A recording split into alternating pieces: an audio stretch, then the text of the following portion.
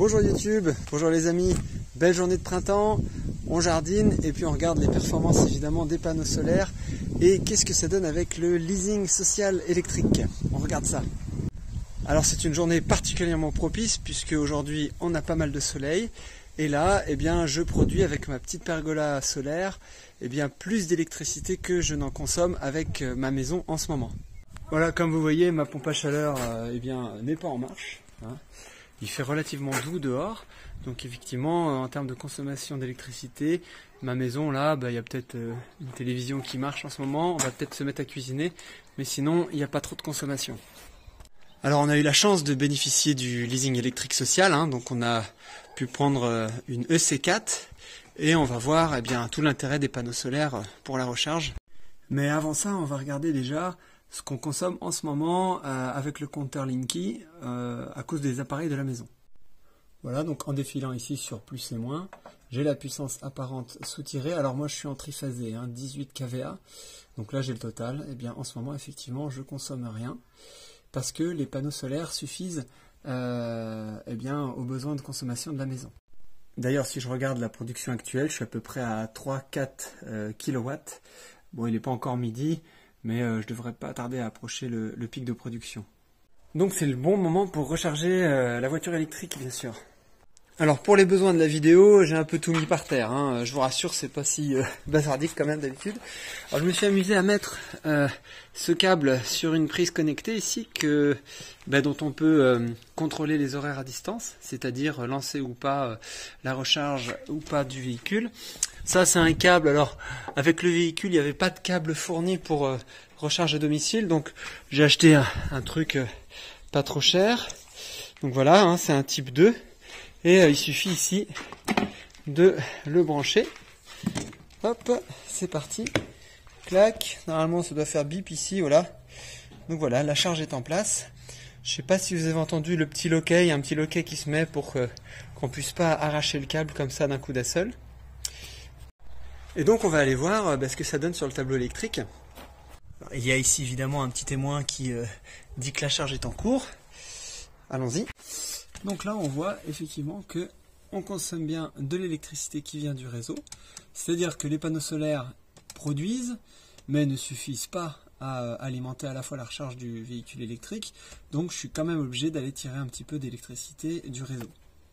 On peut faire quelques calculs grossiers comme ça à la louche, hein. C'est-à-dire, voilà, en gros, je suis sur une prise classique, hein, pas triphasée, donc je suis en 16 ampères d'ailleurs. Et là, elle doit tirer à peu près, voilà, 230 volts sur 16 ampères. Je dois être à 3,5 kg, 3500 watts, quelque chose comme ça. Et là, vous avez vu qu'on était à peu près à 2000 et quelques watts tirés. Ça veut dire que eh bien, les panneaux solaires permettent d'alimenter, mais pas tout. Hein. Donc peut-être qu'à un autre moment de la journée, j'aurai de meilleures performances et donc moins de pertes, c'est-à-dire que je pourrais mieux exploiter, mieux utiliser l'énergie des panneaux solaires. Mais voilà, c'est le bon moment. Pour avoir fait quelques recharges déjà, voilà, il faut compter entre 12 et 15 heures pour une charge complète, hein. Ça dépend évidemment de l'état de décharge de la batterie au départ. C'est une batterie de 50 kWh et l'autonomie de la voiture annoncée est de 350 km. Alors ça tombe bien, j'ai un petit voyage à faire ce week-end à 350 km justement. Donc j'ai prévu un point de recharge sur une borne de recharge rapide, hein, parce que ça ne tiendra jamais sur cette distance. Évidemment c'est un cas idéal, c'est-à-dire que j'ai le véhicule à la maison et je peux le brancher quand mes panneaux solaires produisent. Il faudra bien veiller dans vos calculs, bien si c'est le cas, hein, si votre véhicule ne peut pas être à la maison quand il y a de la production solaire, il faudra penser à d'autres moyens pour le recharger ou alors le recharger évidemment aux heures creuses. D'ailleurs, je ne saurais trop vous recommander l'offre Tempo d'EDF, hein, à laquelle j'ai souscrit il y a presque un an maintenant, parce que là les heures creuses sont vraiment intéressantes, même lors des jours rouges ou blancs, les heures creuses restent à un tarif imbattable. Voilà, donc faut pas trop généraliser, faut prendre un petit peu ce résultat avec des pincettes. Là j'ai fait une vidéo vraiment dans le cas idéal, c'est-à-dire j'ai du soleil, j'ai mon véhicule à la maison et je peux le recharger quand ça produit. Donc là ça me permet de finalement garder toute l'énergie pour moi. En tout cas, pour ceux qui aiment les calculs, j'ai fait 2-3 vidéos, une sur le leasing social électrique, parce que je me suis posé la question évidemment d'y souscrire ou de garder mon véhicule thermique qui était un véhicule très très sobre, hein. C'était une Honda Insight, donc c'est le genre Prius, hein. Je consommais entre 4 et 5 litres au 100.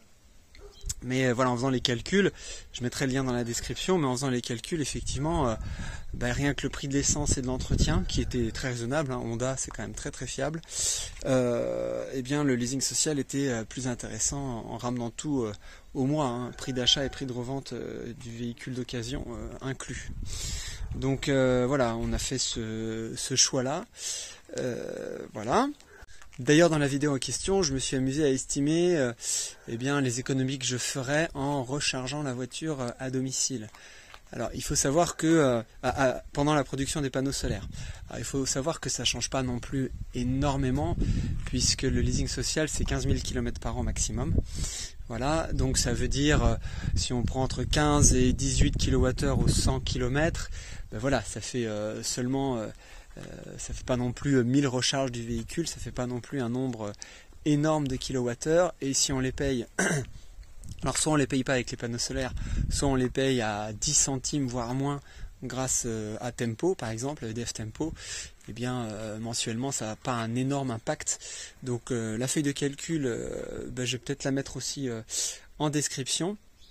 Je ne vais pas l'étudier ici dans cette vidéo parce que je l'ai déjà fait, mais je vais la mettre en description si vous voulez comparer et puis voir un petit peu les économies possibles. Mais voilà, donc pour l'instant ça marche, hein, on va dire. Ça fait pas longtemps que j'ai le véhicule électrique, mais on est plutôt satisfait. Alors, si dans les commentaires, quelqu'un connaît un système qui me permettrait d'automatiser un peu tout ça, ça m'intéresserait, pour pas trop cher évidemment. C'est-à-dire un système qui regarderait ce que produisent mes panneaux, ce que je suis en train de réinjecter sur le réseau, et qui déclencherait, le cas échéant, la charge du véhicule ou non. Voilà, ça pourrait être intéressant à mettre en place. Aujourd'hui, j'ai juste mis un timer, hein, c'est-à-dire que je laisse mon véhicule branché, et quand il est à la maison évidemment, et je déclenche la charge quand il y a suffisamment de soleil, donc à partir de 10h jusqu'à 17h, quelque chose comme ça, 17-18h.